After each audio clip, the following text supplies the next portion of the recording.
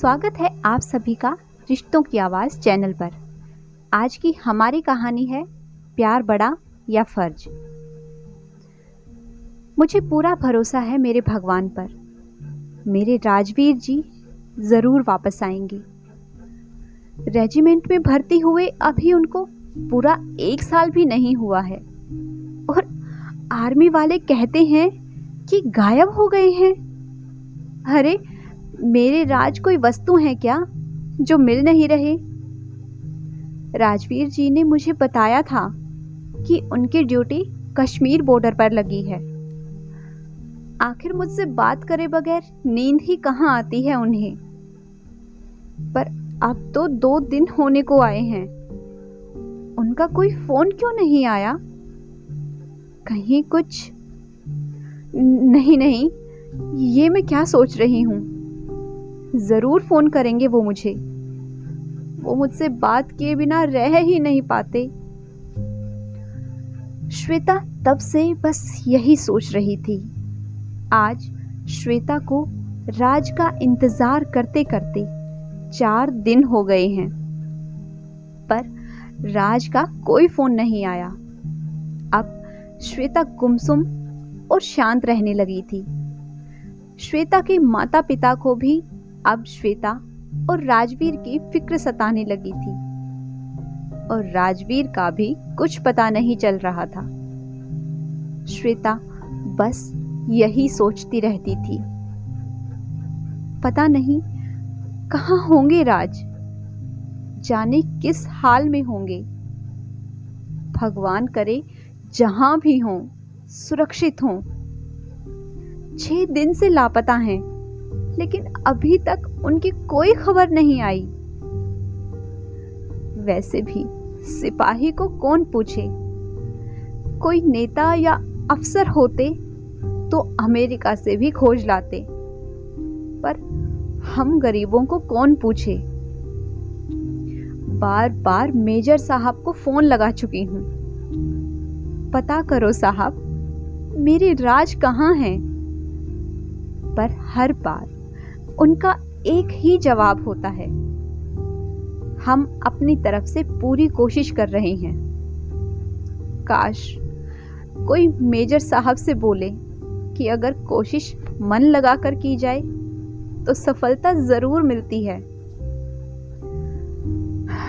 ये सिर्फ मैं ही जानती हूँ कि इस वक्त मेरे ऊपर क्या बीत रही है। कितना प्यार करते हैं राज मुझसे। मुझे अच्छे से याद है जब पहली बार राज मुझसे मिलने आए थे। दोपहर का समय था, मैं अपने कॉलेज से घर जा रही थी। तभी सामने से राज आए और मुझसे बोले,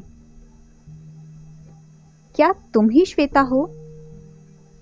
मैंने कहा, जी हाँ, पर आप? मैं राजवीर। घर वालों ने मेरे बारे में बात की होगी। जी, बात तो की थी और बोला था आज आप आने वाले हैं। और फिर मैं उनके साथ उनकी बाइक पर बैठकर घर की ओर निकल पड़ी। उनके साथ मुझे देखकर सभी समझ गए थे कि हम दोनों ने एक दूसरे को पसंद कर लिया है। शादी के बाद मेरी पहली दिवाली थी और मैं अपने ससुराल में ही थी। उस समय राज जी भी घर आए थे। मैं रसोई में खाना बना रही थी। वो मेरे पास आए और मुझे पीछे से गले लगा लिया।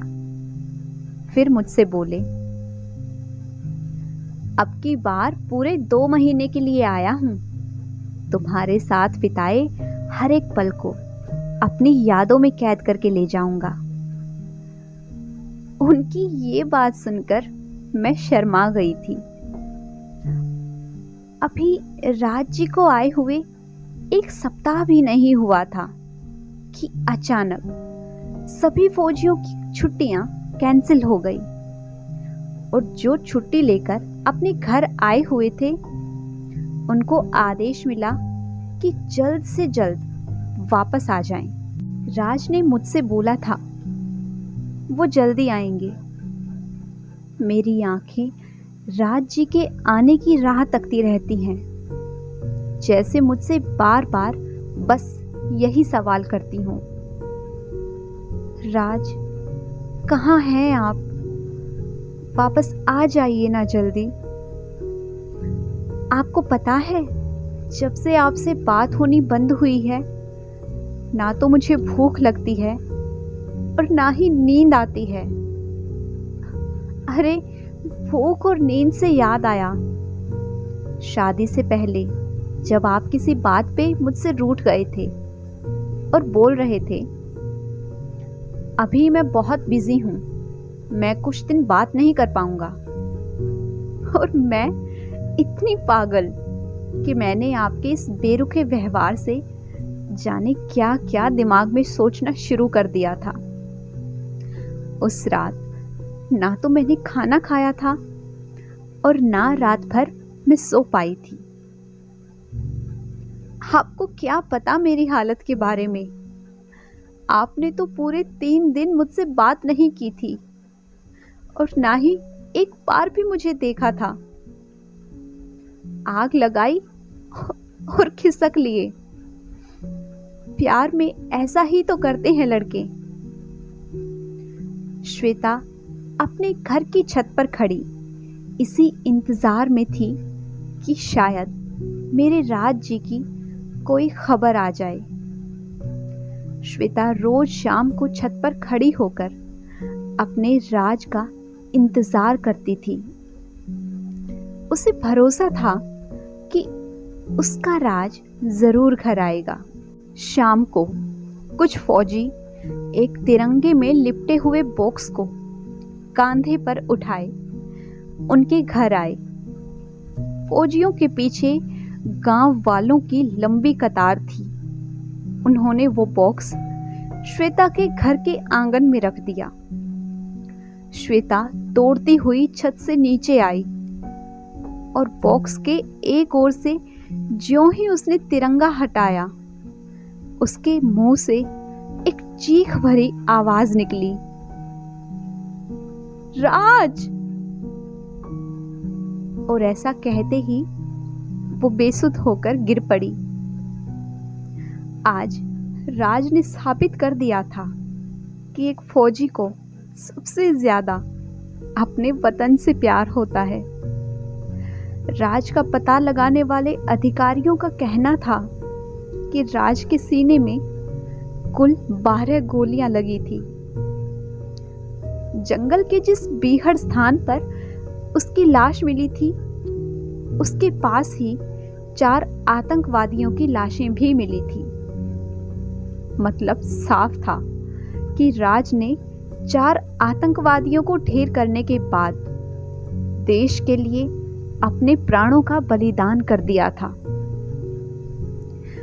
राज की जेब में एक छोटी सी डायरी मिली थी, जिसे ऑफिसर्स ने श्वेता को सौंप दिया।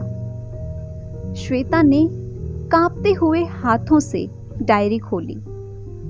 उसमें पहले पन्ने पर ही लिखा था, श्वेता, मेरी जिंदगी में आकर मेरी इस बेरंग दुनिया में अपने प्यार के खूबसूरत रंग भरने के लिए मैं तुम्हारा दिल से शुक्रगुजार हूं। श्वेता ने आगे पन्ना पलटा तो वहां लिखा था, मेरी प्यारी श्वेता, अब मैं तुम्हें कैसे बताऊं कि तुम मेरी जिंदगी बन चुकी हो, पर मेरी तबीयत इतनी खराब है कि मैं तुमसे ठीक से बात भी नहीं कर पा रहा हूं। आज पूरे 3 दिन हो गए हैं तुमसे बात नहीं हुई, पर मैंने तुमसे इसीलिए बात नहीं की कि कहीं मेरी तबीयत के बारे में जानकर तुम बेवजह परेशान ना हो जाओ। जाने तुम क्या सोचती होगी मेरे बारे में, पर मेरा यकीन मानो, मैं भी बहुत तड़प रहा हूं तुमसे बात करने के लिए। यह पढ़कर श्वेता की आंखें भर आई, उसका गला रुंध गया, पर श्वेता रुकी नहीं। श्वेता की उंगलियां पन्ने पलटते हुए डायरी में राज के लिखे आखिरी शब्दों पर आकर रुक गई। वहां लिखा था, मेरी प्यारी श्वेता, मुझे माफ कर देना। पहले मैं अपनी भारत माता का कर्ज चुका रहा हूं। अगर मैं जंग में शहीद हो गया तो अगले जन्म में तुम्हारा कर्ज उतारने जरूर आऊंगा। तुम्हारा राज। इतना पढ़ते ही श्वेता ने डायरी को अपने सीने से लगा लिया और बिलख बिलख कर रोने लगी। आखिरकार सच ही कहते हैं, एक फौजी की पत्नी होना इतना भी आसान नहीं होता। दोस्तों, अगर आप सभी को आज की हमारी ये कहानी पसंद आई है तो वीडियो को लाइक कीजिए, शेयर कीजिए। साथ ही अगर आपने अभी तक मेरे चैनल को सब्सक्राइब नहीं किया है तो जल्दी से चैनल को सब्सक्राइब कर दें। Thanks for watching.